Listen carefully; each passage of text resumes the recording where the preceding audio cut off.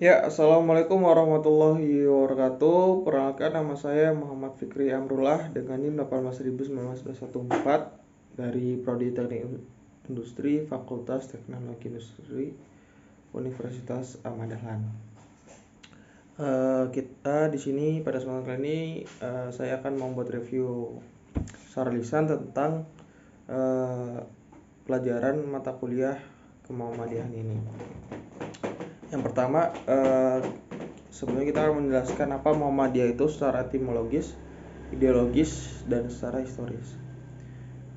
Saudaraku semua, mari kita pahami apa sebenarnya Muhammadiyah itu.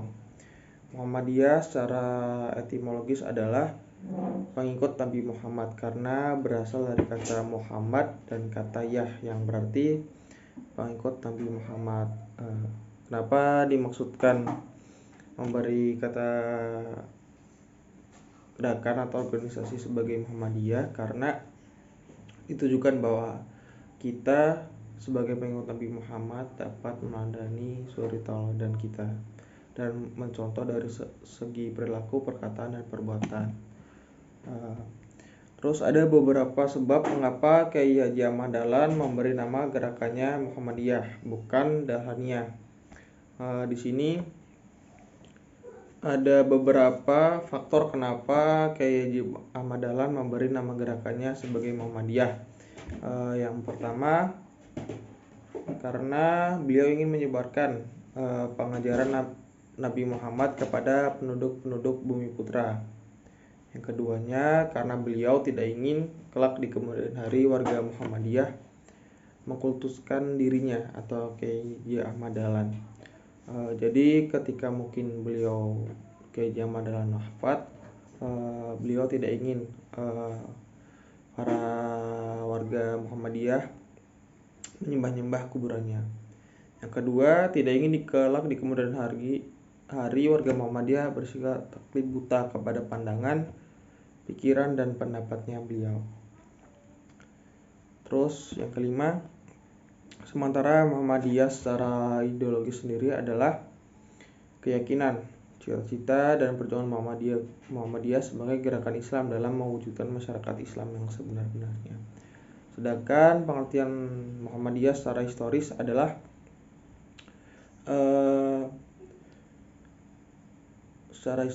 Muhammadiyah sendiri didirikan oleh Kiai Haji Ahmad Dahlan di Kampung Kauman, Yogyakarta pada tanggal 18 November 1912 atau tanggal 8 Zulhijjah tahun 1330 Hijriah.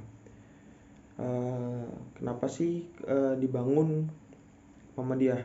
Karena untuk mendukung usaha Kiai Haji Ahmad Dahlan untuk memurnikan ajaran Islam yang menurut beliau pada zaman itu, pada waktu itu, kegiatan keagamaan itu banyak mengandung unsur-unsur mistik di dalamnya. Jadi Kiai Haji Ahmad Dahlan sendiri ingin memurnikan ajaran tersebut, makanya didirikanlah Muhammadiyah itu sendiri.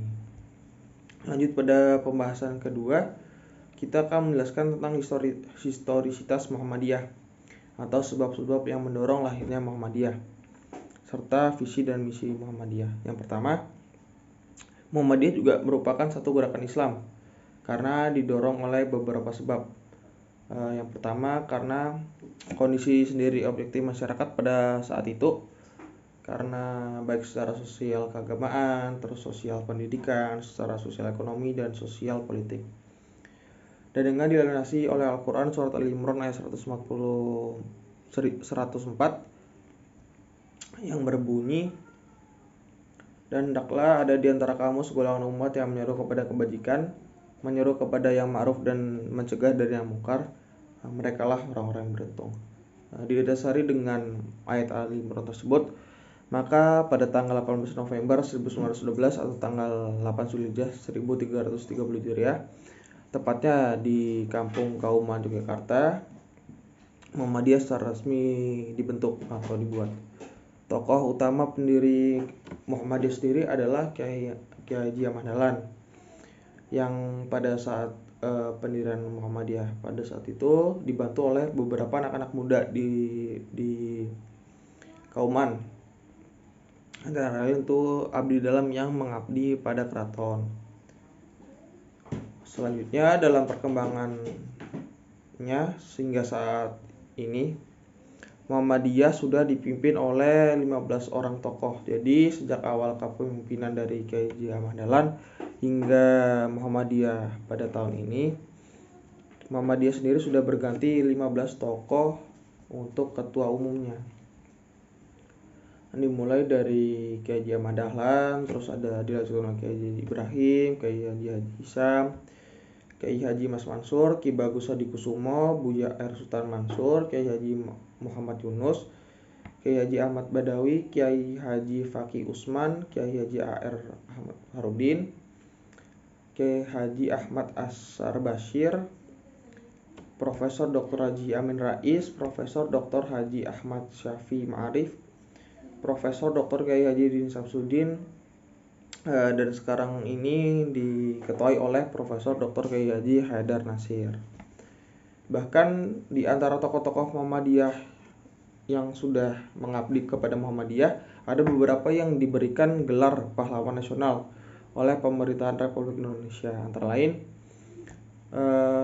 Ki Bagus Hadikusumo, terus ada Kahar Musakir, dan Mr. Kasman Singo Dimejo. Itu beberapa tokoh yang diberi gelar sebagai pahlawan nasional. Lanjut kepada pembahasan selanjutnya adalah menjelaskan keorganisasian Muhammadiyah. Saudara-saudara semua, sebagai satu gerakan yang Islam, Muhammadiyah mengalami dinamika yang cukup pesat, yang mana hal itu terlihat dari perkembangan secara keorganisasian. Secara horizontal, Muhammadiyah mempunyai organisasi sayap yang dikenal dengan Ortom Muhammadiyah, yang kepanjangannya adalah organisasi otonom, yang terdiri dari Ortom khusus yang artinya seluruh anggotanya sudah menjadi anggota Muhammadiyah. Ortom khusus ini hanya ada satu, yaitu Aisyah, dan Ortom umum yang terdiri dari Pemuda Muhammadiyah, Nasyidul Aisyah, Hizbul Wathon, IMM, IPM, dan Tapak Suci Muhammadiyah. Sementara secara vertikal, Muhammadiyah mempunyai jaringan struktur organisasi yang rapi dan kuat, yang terdiri dari banyaknya jumlah cabang atau ranting yang dimiliki Muhammadiyah, yang kemudian pada tingkat yang atas yang paling tinggi ada pada tingkat nasional. Bahkan jaringan Muhammadiyah sudah go internasional, yang ditandai dengan berdirinya cabang istimewa Muhammadiyah atau PCIM di luar negeri, dimulai dari mungkin benua Amerika, benua Eropa, benua Asia, Afrika, bahkan sampai benua Australia. Tidak hanya secara keorganisasian saja, amal usaha Muhammadiyah pun juga mengalami perkembangan yang dinamis. Ada 5 bidang usaha yang digarap oleh Muhammadiyah dengan berbagai bentuk kegiatan yang nyata di tengah masyarakat ini. Antara lain dalam bidang keagamaan, muncul dalam bentuk gerak Majelis Tarjih yang didirikan pada tahun 1927. Terus mendirikan musola khusus, terus meluruskan arah kiblat, yang pada zaman itu Kiai Haji Ahmad Dahlan mendapat penentangan dari imam-imam di masjid tersebut. Terus dalam bidang pendidikan juga muncul banyak amal usaha Muhammadiyah dalam bidang pendidikan. Sebagai contoh saja Universitas Ahmad Dahlan. Universitas Ahmad Dahlan sendiri juga salah satu dari sekian banyak, atau mungkin yang jumlahnya kalau dihitung mungkin mencapai ribuan, dari amal usaha Muhammadiyah, yang terdiri dari sekolah dasar, madrasah ibtidaiyah, SMP, madrasah sanawiyah, terus juga ada SMK mungkin, dan beberapa ada pondok pesantren di bawah naungan Muhammadiyah. Dan juga ada beberapa perguruan tinggi yang kita kenal mungkin dengan Universitas Muhammadiyah, yang cakupannya hampir tersebar di seluruh wilayah Indonesia. Dalam amal usaha bidang ekonomi dan pemberdayaan masyarakat, muncul juga bentuk bank Perkreditan Rakyat atau BPR, terus ada sekitar 808 koperasi warga Muhammadiyah dan sebanyak 190 Baitul Tanwil Muhammadiyah. Sedangkan dalam bidang hukum sendiri memiliki amal usaha Muhammadiyah berbentuk politik kenegaraan. Dalam bidang sosial dan kesehatan juga muncul mungkin amal usaha dalam bentuk asuhan yatim piatu, panti jompo, balai kesehatan, santunan keluarga, panti manula, panti cacat. Dalam bidang kesehatan sendiri, Muhammadiyah memiliki 345 amal usaha, baik berupa rumah sakit umum, rumah sakit bersalin untuk para ibu yang melahirkan, balai kesehatan masyarakat, dan maupun layanan kesehatan lainnya. Dari kelima bidang tersebut membuktikan bahwa amal usaha Muhammadiyah sendiri cakupannya cukup luas, dari mulai bidang keagamaan sampai bidang hukum. Muhammadiyah sendiri andil cukup banyak dalam kewarganegaraan Indonesia.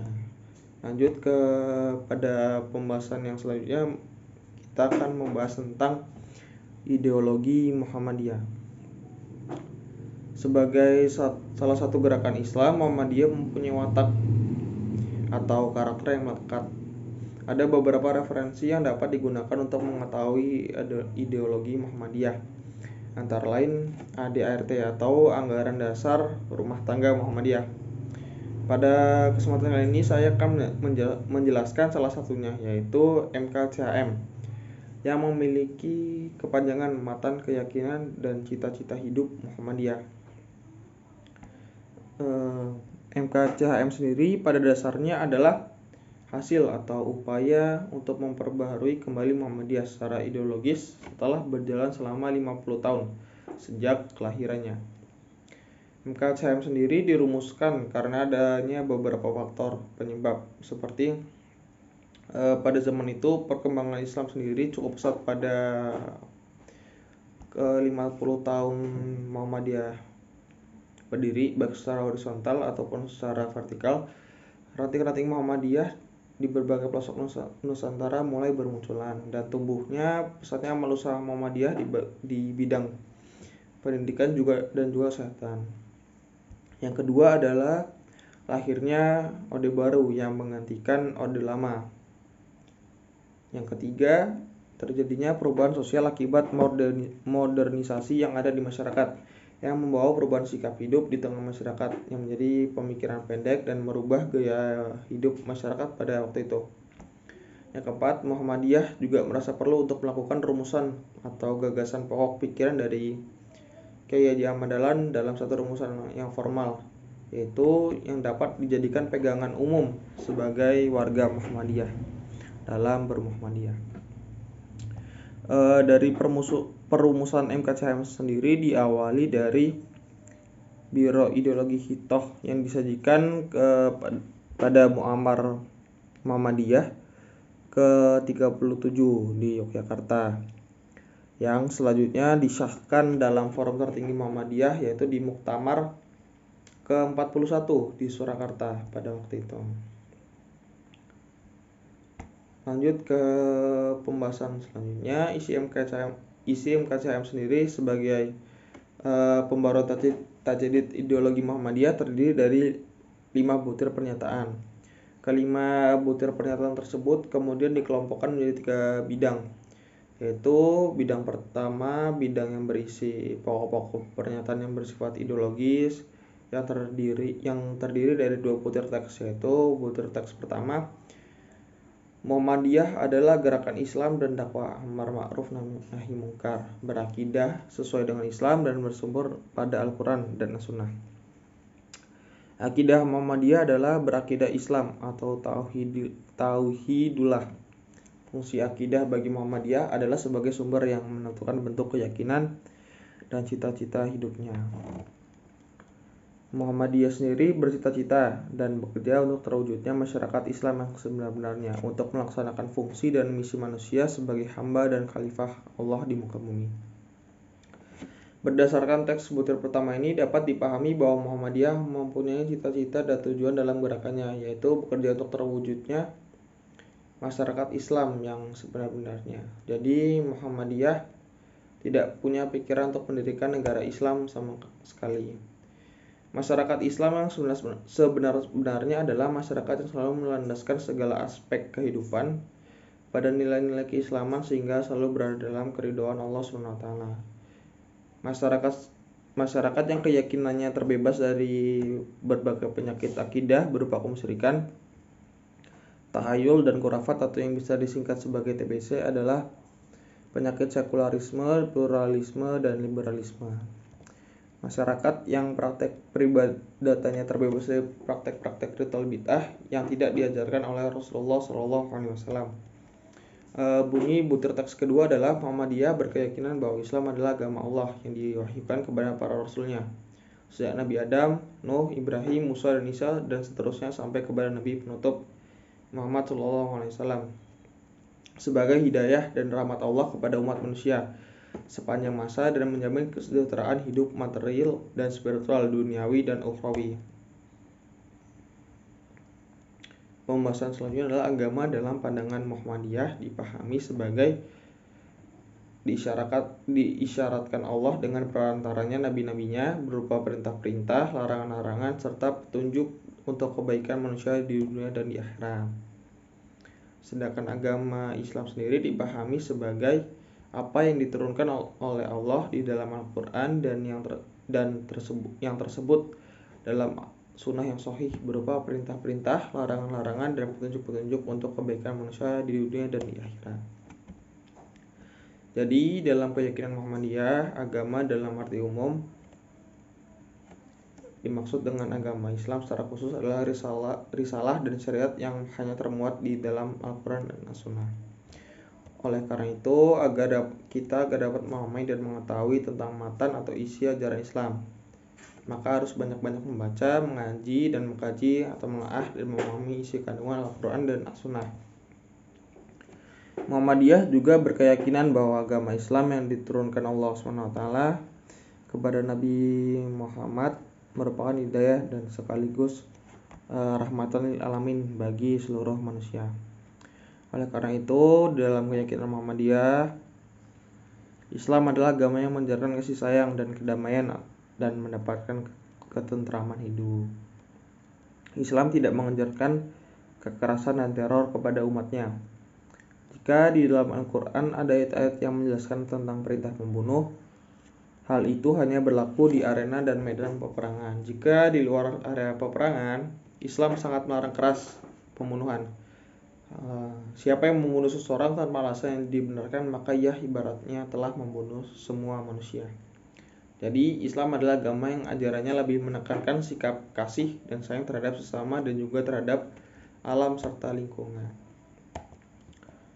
Kedua, bidang yang berisi faham agama menurut Muhammadiyah yang mengandung persoalan mengenai faham agama menurut Muhammadiyah yang berisi dua butir teks penentunya, yaitu butir teks ketiga. Muhammadiyah dalam mengamalkan Islam berdasarkan Al-Quran dan As-Sunnah. Jadi menurut Muhammadiyah, sumber ajaran Islam yaitu yang pertama adalah Al-Quran, yaitu wahyu atau firman Allah yang diturunkan kepada Nabi Muhammad dalam bahasa Arab melalui malaikat Jibril. Dan yang kedua adalah As-Sunnah, yang artinya kebiasaan atau kegiatan yang dilakukan oleh Rasulullah SAW dalam kehidupan sehari-hari. Sedangkan hadis sendiri itu adalah informasi atau kabar yang diberikan oleh Nabi Muhammad kepada pengikutnya. Berbeda dengan Al-Quran, ayat-ayatnya yang sudah pasti benar dan beritanya mutawatir. Hadis sendiri itu berbeda. Hadis beritanya mutawatir sehingga muncul klasifikasi hadis dilihat dari segi kualitasnya, ada yang sahih, pesan, dan dhaif, bahkan yang palsu. Jadi hadis sendiri tidak semuanya mutawatir atau yang benar. Ada hadis yang mungkin sesuai dengan sumber hukum Islam, maka harus mengambil hadis yang derajatnya sahih. Muhammadiyah sendiri tidak mengajarkan penggunaan hadis yang dhaif, apalagi yang palsu, sebagai landasan sumber ajaran Islam. Selanjutnya, Muhammadiyah berpandangan bahwa untuk memahami dan melaksanakan ajaran Al-Quran dan As-Sunnah dalam mengatur dunia guna memakmurkan diperlukan akal pikiran yang dinamis dan progresif sebagai alat untuk mempertimbangkan seberapa jauh pengaruh keadaan dan waktu terhadap penerapan suatu ketentuan hukum dalam batas maksud-maksud pokok ajaran agama atau maqasid asy-syariah. Dengan begitu, Muhammadiyah berpendirian bahwa pintu ijtihad senantiasa terbuka dan dalam beragama hendaklah seseorang berlandaskan pada pengertian yang benar sebagai hasil dari ijtihad. Apa sih ijtihad itu? Ijtihad sendiri adalah upaya atau secara sungguh-sungguh yang dilakukan seseorang dalam mengerahkan segenap kemampuan akal pikirannya untuk menggali makna yang terkandung dalam nas atau Al-Quran dan As-Sunnah. Sejak masa Rasulullah sekitar abad 11 Masehi, pintu ijtihad senantiasa terbuka. Tetapi pada memasuki abad yang ke-12, pintu ijtihad mulai ditutup. Jadi pada abad tersebut umat Islam itu tidak diperbolehkan untuk menggali ajaran-ajaran agamanya. Jadi harus mengambil dari hasil ijtihad para ulama sebelumnya yang dianggap sudah final. Jadi tidak bisa dikritik atau mungkin tidak bisa diganti. Hal tersebut mengakibatkan munculnya sikap taklid buta dan kebekuan untuk berpikir kritis. Apa sih yang dimaksud dengan taklid? Taklid adalah mengikuti hasil pemikiran dan pemahaman seseorang tanpa mengetahui dasar atau landasan metode berpikir dan argumentasinya. Dengan demikian, bagi orang yang taklid, yang diikuti pada dasarnya pemikiran seseorang itu sudah benar, yang dimana dijadikan sebagai rujukan sehingga memunculkan sikap kultus terhadap pendapat seseorang yang anti kritik dan yang dianggap benar untuk selamanya.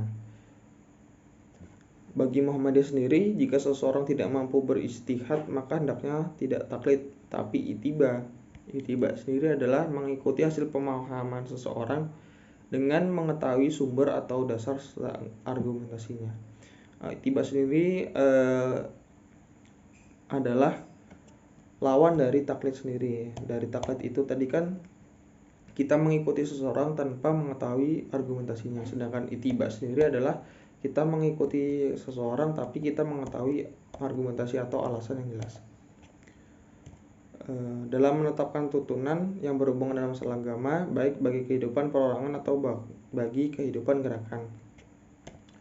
Tarjih sendiri adalah metode dalam memahami dalil-dalil dan dengan cara mengumpulkan dalil yang dianggap saling bertentangan, kemudian dicari dalil yang paling berkualitas atau yang kedudukannya paling kuat. Butir teks keempat dalam isi MKCHM adalah Muhammadiyah bekerja untuk terlaksananya ajaran-ajaran Islam yang meliputi bidang-bidang akidah, akhlak, ibadah dan muamalah duniawiyah. Dengan demikian, pandangan Muhammadiyah atau dimensinya memiliki beberapa aspek yang kafah atau utuh, terdiri dari 4 hal tersebut. Dari hal akidah, warga Muhammadiyah yang salim atau akidah yang tauhid yang murni dan bersih dari berbagai penyakit akidah, TBC dan sekularisme tersebut. Dimensi ibadah sendiri yaitu dimensi ajaran Islam yang mengatur hal-hal terkait dengan bagaimana cara seseorang hamba mengabdi, taat dan patuh terhadap Allah SWT dengan ritual-ritual tertentu seperti sholat, puasa, dan menjalankan semua perintahnya. Dimensi akhlak sendiri yaitu dimensi yang di dalam ajaran Islam yang mengatur perilaku, sikap, etika, dan sopan santun kepribadian seseorang terhadap Allah SWT. Dalam dimensi akhlak ini, warga Muhammadiyah memiliki sifat karim atau manit, yaitu mulai seperti akhlaknya Rasulullah SAW. Yang terakhir adalah dimensi muamalah, dimensi yang mengatur hubungan antara manusia dalam menjalani kehidupan di dunia ini. Sifat yang dimiliki warga Muhammadiyah adalah soleh dan ihsan. Soleh sendiri artinya bermuamalah dilandasi dengan nilai-nilai kebaikan, dan kemanfaatan bagi siapapun. Dan adapun ihsan artinya dalam bermuamalah tetap bersandarkan nilai-nilai keilahian dan mencari keridhaan Allah SWT. Butir terakhir dari isi teks MKCHM adalah Muhammadiyah mengajak segenap lapisan bangsa Indonesia yang telah mendapat karunia Allah berupa tanah air yang mempunyai sumber-sumber kekayaan, kemerdekaan bangsa dan negara-negara Republik Indonesia yang berdasarkan Pancasila dan Undang-Undang Dasar 1945 untuk berusaha bersama-sama menjadikan suatu negara yang adil, makmur dan diridhoi Allah SWT, atau yang artinya dalam kata lain adalah baldatun thayyibatun wa rabbun ghafur. Demikian itulah organisasi Muhammadiyah yang didirikan oleh Kiai Haji Ahmad Dahlan yang sampai tahun ini berumur 100 tahun, yang telah menyinari negeri Republik Indonesia dengan berbagai peran, kiprah, dan amal usahanya di seantero negeri. Gerakan Muhammadiyah tidak hanya berkutat pada persoalan keagamaan yang sempit saja, semacam masalahnya sholat, qunut subuh, tahlilan, dan yasinan. Muhammadiyah sendiri juga turun langsung melayani kesehatan masyarakat dengan berbagai klinik dan rumah sakit PKU-nya. Seperti pada masa sekarang, pada masa-masa pandemi COVID-19 sendiri, Muhammadiyah juga langsung turun untuk membantu masyarakat dalam menanggapi pandemi seperti sekarang ini. Muhammadiyah sendiri juga berperan penting dalam mencerdaskan kehidupan anak bangsa dengan banyaknya amal usaha Muhammadiyah pada bidang pendidikan yang dimana bisa kita lihat dari mulai TK hingga perguruan tinggi dan mungkin pondok pesantren tentunya. Jadi Muhammadiyah memiliki amal usaha yang besar di bidang pendidikan yang mana dampaknya juga insya Allah bisa berguna bagi anak cucu kita nanti. Kini bahkan Muhammadiyah sendiri juga sudah keluar atau mulai dikenal oleh masyarakat luar negeri ya. Jadi Muhammadiyah sendiri sudah go internasional dengan ditandai dengan pendirian PCIM atau cabang-cabang istimewa di luar negeri yang hingga kini jumlahnya terus bertambah yang hampir mendekati 30. Akhirnya saya sendiri merasa salut dan terharu dengan bangga menjadi bagian dari keluarga besar Muhammadiyah dan menjadi mahasiswa Universitas Ahmad Dahlan Yogyakarta. Semoga amal usaha Muhammadiyah tetap berjalan sampai nanti. Kurang lebihnya mohon maaf dari saya. Apabila banyak kesalahan atau penjelasan yang kurang jelas, saya mohon maaf. Sekian. Nun wal qalam wa maskurun fastabil khairat. Assalamualaikum warahmatullahi wabarakatuh.